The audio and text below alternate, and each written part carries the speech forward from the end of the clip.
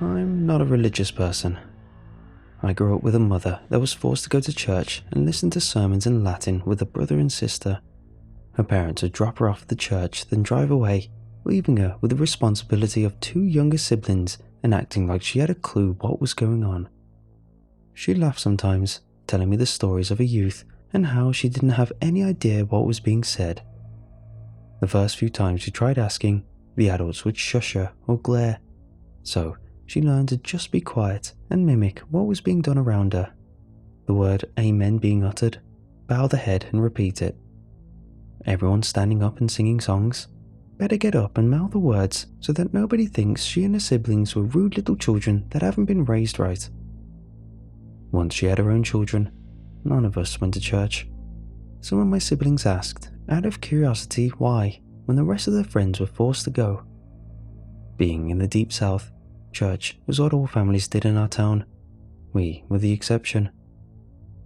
I think some of the neighbours found it weird, dressed in their Sunday best while we would be playing around outside or piling into the car for breakfast. Not going to church again, they'd ask. My mom would laugh, keys jingling as she got into the car, and cheerfully call to them, "Nope, we're going to get pancakes."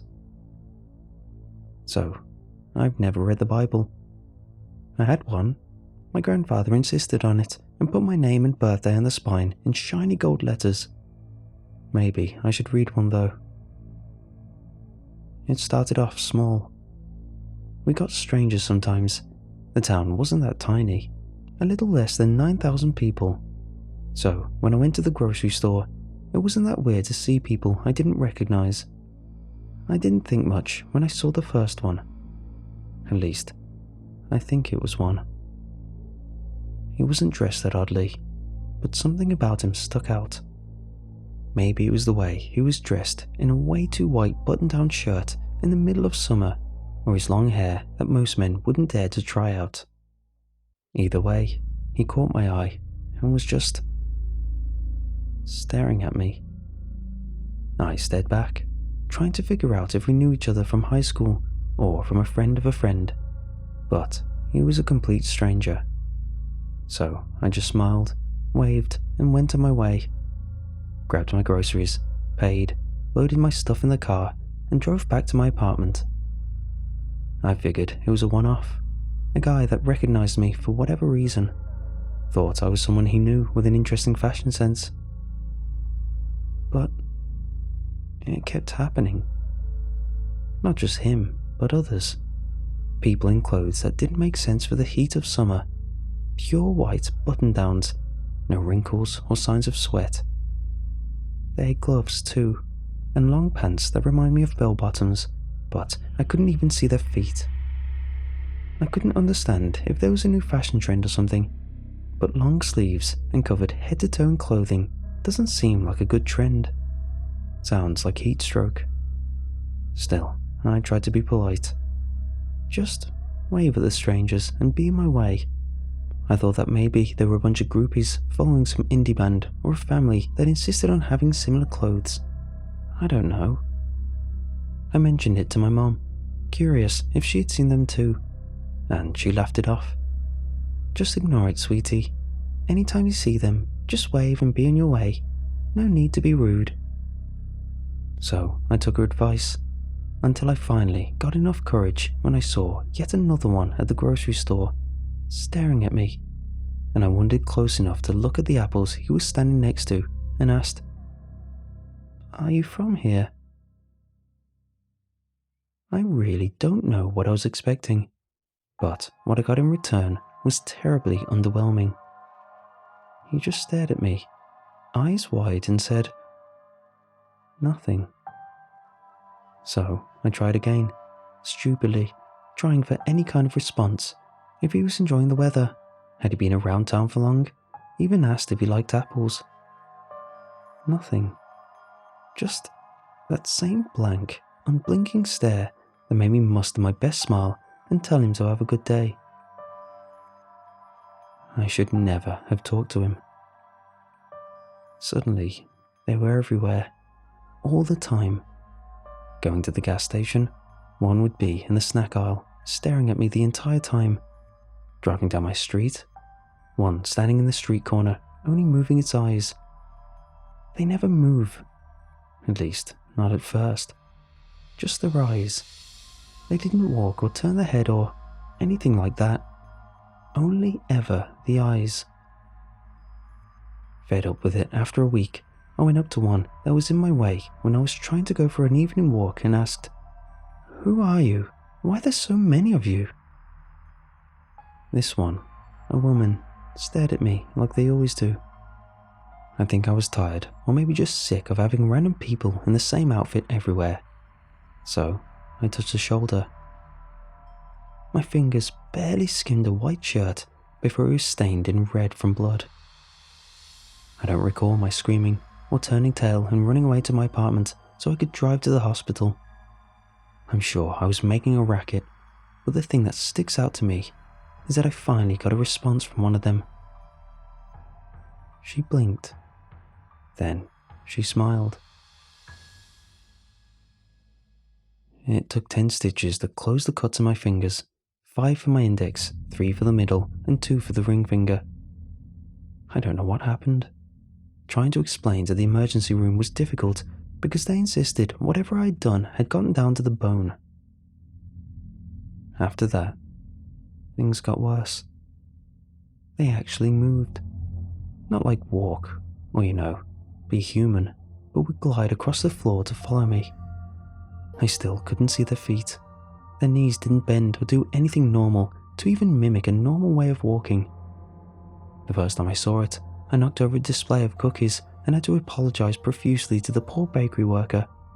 When she asked me what had me in such a fright, I gathered up the courage to say, "That man over there, he keeps staring at me." She looked in the direction I was looking in, brow furrowed.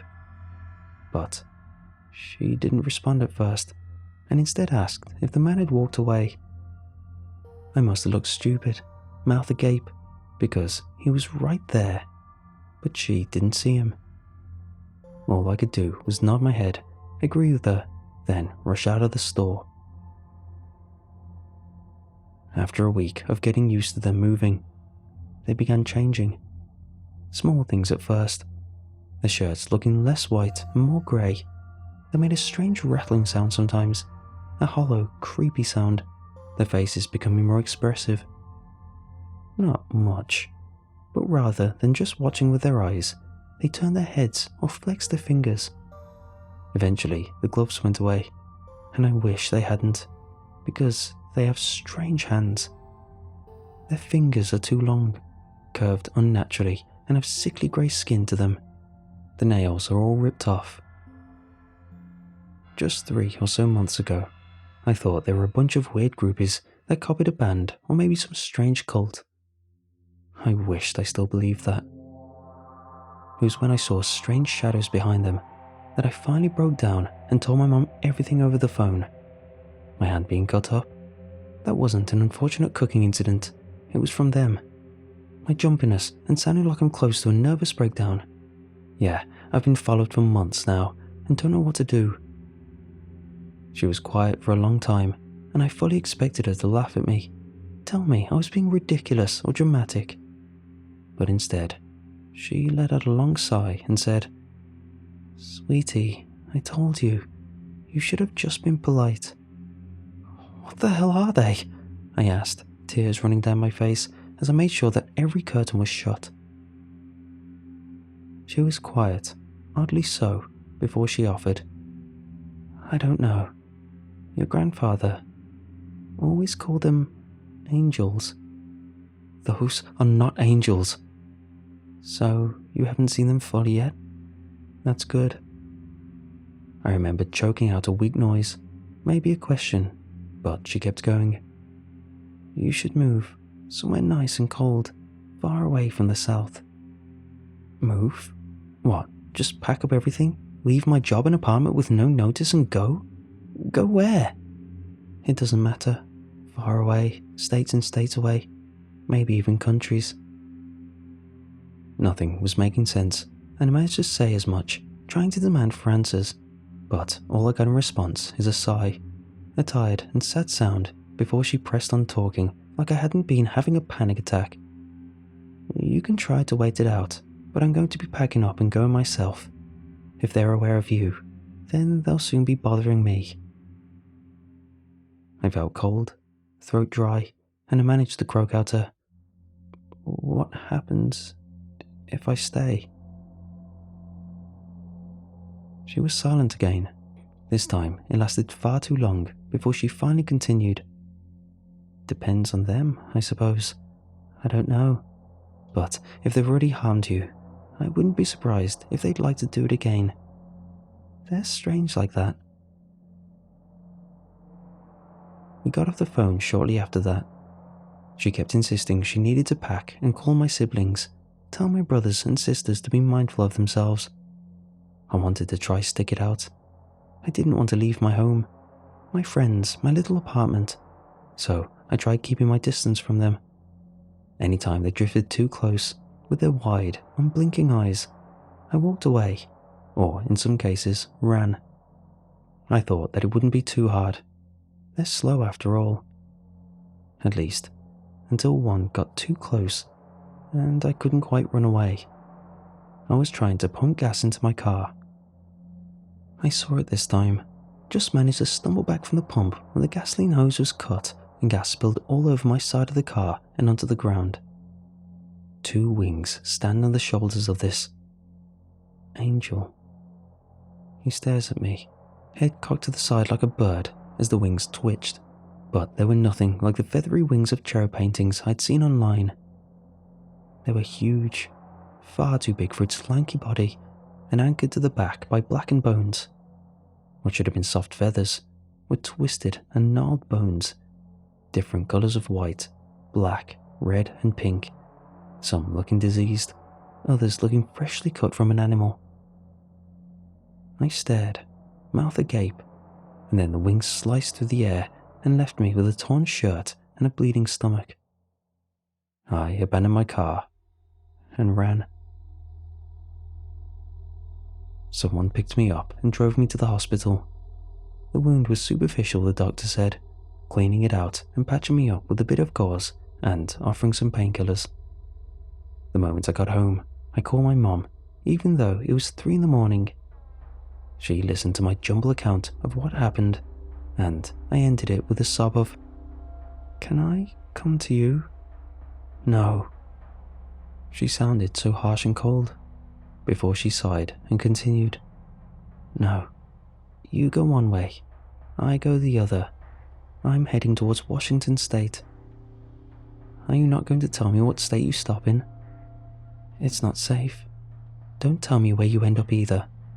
I suggest you leave, now or in a day or 2.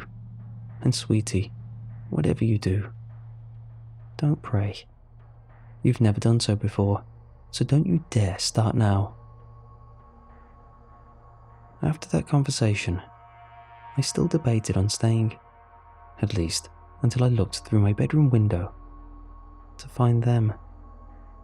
Not just one of them, but many, some standing on the street, staring up into my apartment, others on the roofs and phone lines. The sight of some of them floating in the air with skeleton wings that looked more like razor blades in the streetlight. That's what solidified my decision to leave. I guess I'm writing this as a warning. If you see some people that stick out, just be polite. Don't talk to them, just wave and smile and be on your way. I still don't know what they are. Angels? I don't know a single angel that has razors on their backs, but sure, maybe. Either way, I'm packing up and leaving. Mom says that's the only way, to run as far away as fast as I can. And don't pray. Praying will guarantee they find me sooner.